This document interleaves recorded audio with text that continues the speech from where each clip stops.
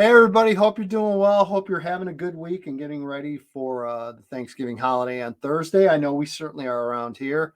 And also getting ready for the IHSA state finals on Friday and Saturday. Of course, Friday 1A through 4A, Saturday 5A through 8A. And today we are going to talk and just give you some of my random thoughts on Class 7A, the state title game between, again, kind of similar thought, I think, in 7A that I had in 8A, meaning um, I don't know how many people picked Wheaton North and St. Rita in the 7A final, but I'm not overwhelmed by it. This isn't a total surprise either. I've been pretty high on St. Rita for most of the year. I've taken a lot of flack, actually, for how high I've been on St. Rita this year. Some people giving me quite a bit of grief for leaving the Mustangs ranked as high as I've had them. But again, I will go back to my initial thoughts and observations when I saw this team very early in the season. And this was even after they lost Caleb Brown to injury after week one. And unfortunately, Caleb got hurt, I think, in the first or second series against Mount Carmel. That there was still plenty on board at St. Rita to win games and advance. And fortunately for the Mustangs, they were able to do that and stay alive and get into the playoffs and then get on a run. And, they have had a terrific season. So they certainly made the preseason high selections and polls and everything else kind of look better now than when it did early in the year. But again, very talented team. I think the key for St. Rita this year has been just depth and talent level. And a kid like Tommy Ulikowski, who's a quarterback, he's kind of kept this team together. There's been various injuries, especially at the running back position. It seems like St. Rita's gone through a handful of running backs, including Caleb Brown. I think the positive of that has been some names have emerged. Kyle Clayton's a kid that, again, was good for a while, got hurt early, then is now back in. And Kyle's a kid that transferred in over from Phillips, and he's a real top-notch quality back. And I know Rita's got some younger kids as well that have come up and filled in and done well. So again, it's that depth. I know Rita's had some injuries up front on the offensive line as well. But I think the positive for the Mustangs is the fact that they've been able to weather the storm. And here they are in a state title game. And, I know that this team was hungry. In 2019, they lost to Rochester, as everyone's well aware by now, in the 5A state title game.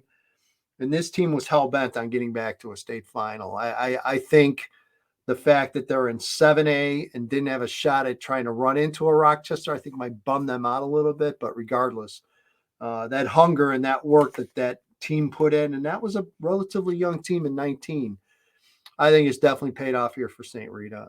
Defensively, very good. And again, I talk about talent level. I look at a kid like Matt Kingsbury, who's just a junior, who's an absolute monster at linebacker. And Rita's got talent, again, all over the field. So it's going to be fun to watch to see how these two match up. Now, when talking about Wheaton North, I've been high on Wheaton North since I saw them in week 2, and that was a loss. So I saw Wheaton North lose 23-20 to Batavia in week 2.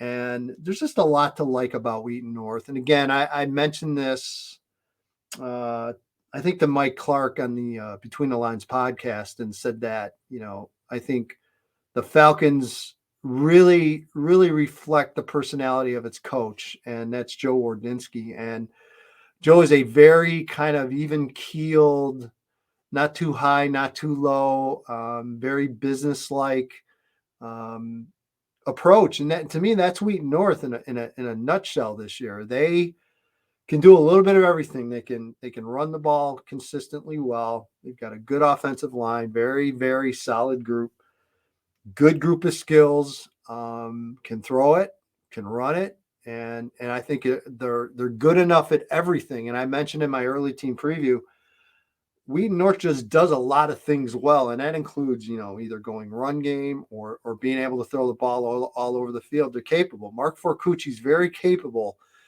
of being a game manager or taking over and leading this team if they need to come from behind. So And defensively, Wheaton North has been very solid all year. I'm a huge fan of Ross Standstill, the junior inside linebacker, who's a leader for this defense.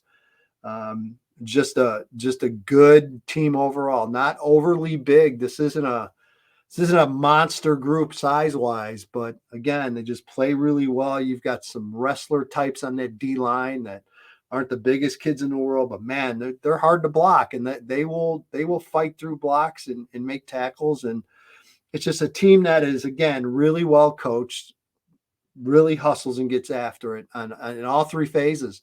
And they are just fundamentally a very sound team. Just really, really impressed all season long with Wheaton North. And here we are. They're in the state title game. So from a matchup standpoint, I mean, I got to point to St. Rita and Caleb Brown, who is back from injury, who had, I think, 3 touchdowns last week. And he's the X factor for St. Rita. There is no doubt about it. When Rita needs a big play, it's going to Caleb Brown, and it's going to get in his hands.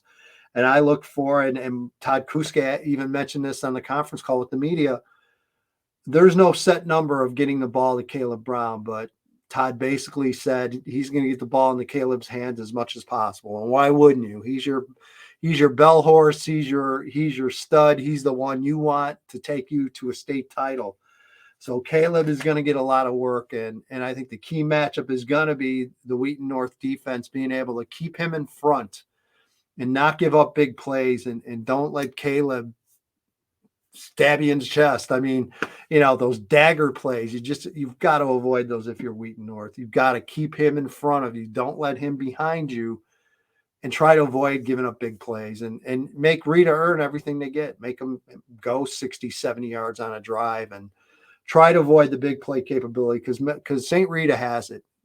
Even without Caleb Brown during the year, they were able to find a way. And to me, that's just a big plus for St. Rita, because there might be that scenario where something happens and you need to switch things up. And I think this team is more capable of that now than they've been for a long time.